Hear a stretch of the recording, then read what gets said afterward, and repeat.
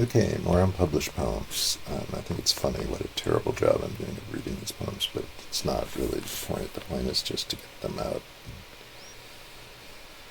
available. Yeah, I've always loved this little poem, a little sonnet, Doomsky.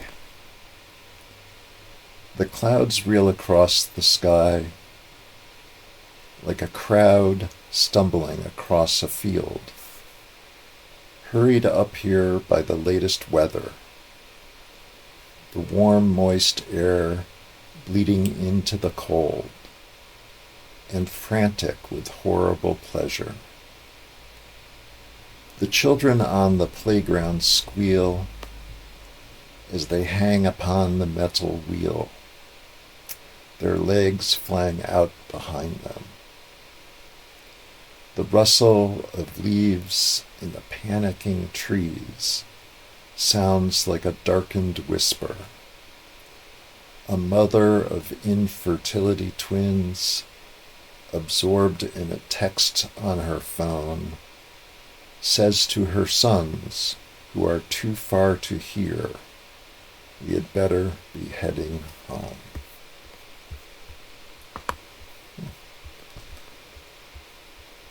A sonnet. Not so easy to write sonnets. The Perfume Concert, to Ian Bang. There is no instrument, no stage, just two girls in heavy makeup, standing next to electric fans, and two boxes of fabric, soaked in perfume, so that the smell of roses fills the room. The two girls wave the linens in the air. No point in trying to make the audience understand. No point in trying to outlast the impatient shuffling of bourgeois shoes or the derisive commentary as the crowd spills onto the street after the 16-minute show. It doesn't matter what we know. No point in trying to connect the various sensations of displeasure that move us from one fugitive spot to the next. I would say that there's an aesthetic statement in this poem. My friend Ian Bang was a kind of somewhat of an absurdist artist in some ways, very traditional in other ways. He passed away sadly.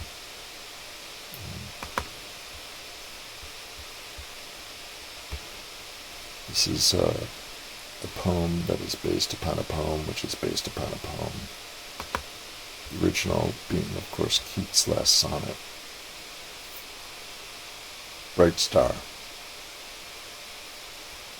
I can't believe how feeble you are, Venus, in the early morning eastern sky, flickering like the single engine light of a distant boat floating on a trash-strewn sea, or the blinking eye of an insomniac satellite aimlessly spying on me.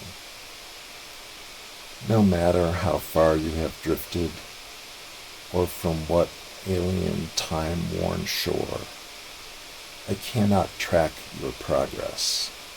You seem hopelessly stuck in place, a hole in the fabric of the darkness, through which we perceive too late the dying flame of an antique world until the color drains from dawn's cloud-blemished face, and you disappear into the crowded day like something or someone forgotten.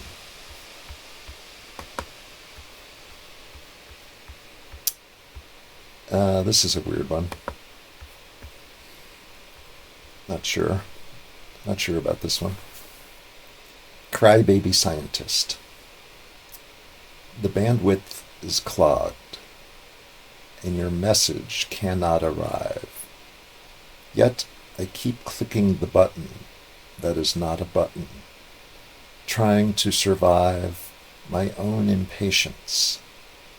Everything I pursue a mirage, not even as real as the shadows at my feet, stretching out before me on the forest path, the sun at my back, the unfolding nuclear erosion behind me, disturbing the magnetic glass, the fragrance of pine needles on the floor, softened by last night's hail, blazing a trail backward to the light which I cannot see as it is about to devour me.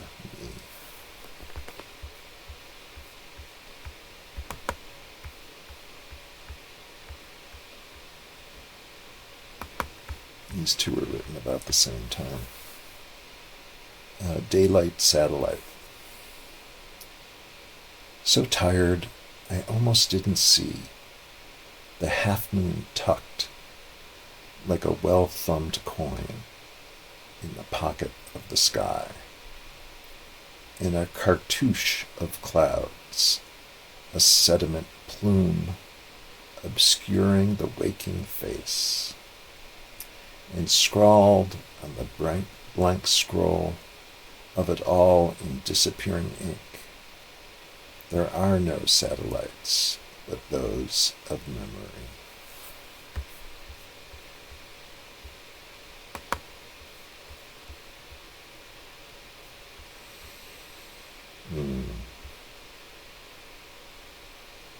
Yeah, I think I'll do 3 more. This one I really like. See if I can get it all on the screen at once. Not quite. Keep going. Yeah, there you go. Paper hearts. The heart cannot become the heart again, but like a valentine can only signify a paper cut out of a shadow pasted into the album of our scurrying days. You are laughing at me and not with me. It's all some horrible mistake, as if the gods emerging from the clouds or from the mists or cloudy mists or seas first handle all my rash decisions for me, but then trudge homeward in the end, taking with them their ambiguous signs, the smoking innards, the jay that passes on the right. Their watchful absence leaves us alone to fend for ourselves, our disenchantments and our lies, counting the minutes until the next installment of our favorite show, The Human Game, in which each contestant gets to blame the other for things that didn't happen as intended.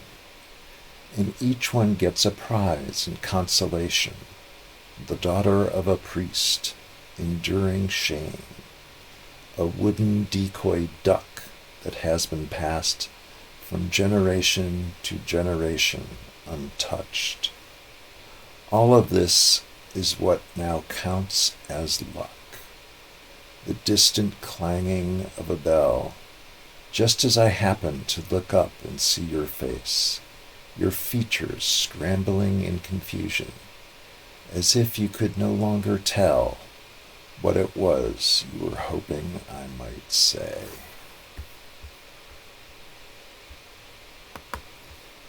Very New York school, that one, I'd say. Okay, this is one of my favorite poems.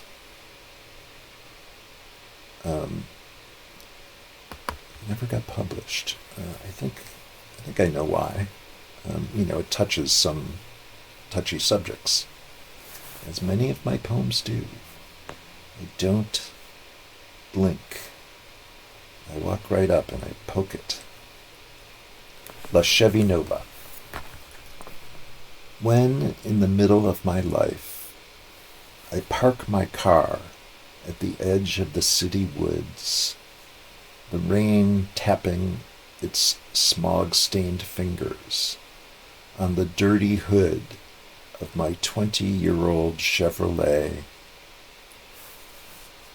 I let the engine idle while Nat King Cole sings "Hit That Jive, Jack" from 1941. And my mind wanders to the thoughts of my grandfather, whom I never met, although he, like me, was a drummer, a classicist, and a writer of poetry. He found an ideal home in between the war. He found an idle home. Start again. He found an ideal home in between the war's Berlin, perhaps because he was a racist and adulterer who swore at other drivers, calling them dirty Catholics.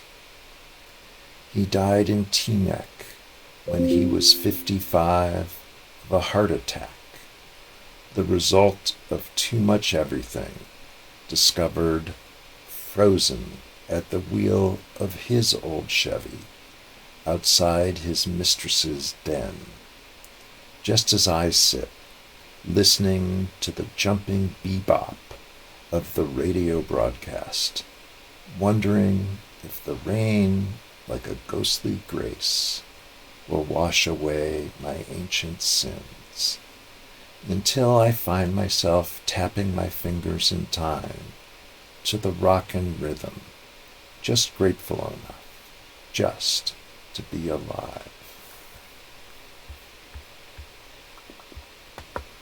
Perhaps there is no redemption. Okay, well, I think we'll end with this one. Maybe one more after this. It's sort of a funny one. Blind spot. Pulling out of the drive, thinking I looked both ways, the sun agitating the summer leaves of the trees on each side of the lane. I didn't see the woman pushing a carriage and stopped just short when she suddenly appeared out of my blind spot and into my mirror. She did not drop out of the sky like some suburban deus ex machina. She chose to step off the curb behind my car as I backed into the empty street, paying me no mind, confident that I would break in time.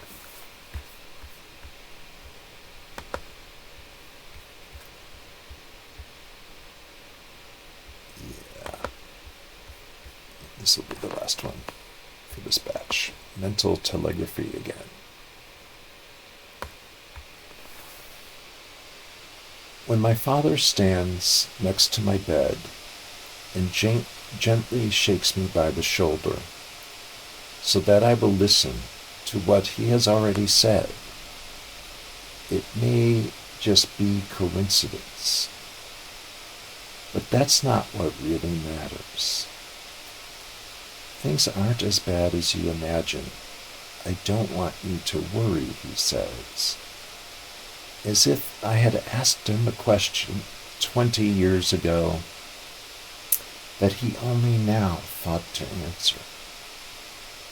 I wake a little angry that he didn't have something more profound to bring back from the other side, to tide me over when I learned the next day what I didn't know at the time, that he, in fact, had unexpectedly died at the precise moment when he appeared in my dream to utter his banalities. Perhaps we dream more than we think, and only later recollect what's needed to help us through the unforeseen. Perhaps there is both love and loss in everyday apparitions, and a kind of comfort, too, beyond our comprehension.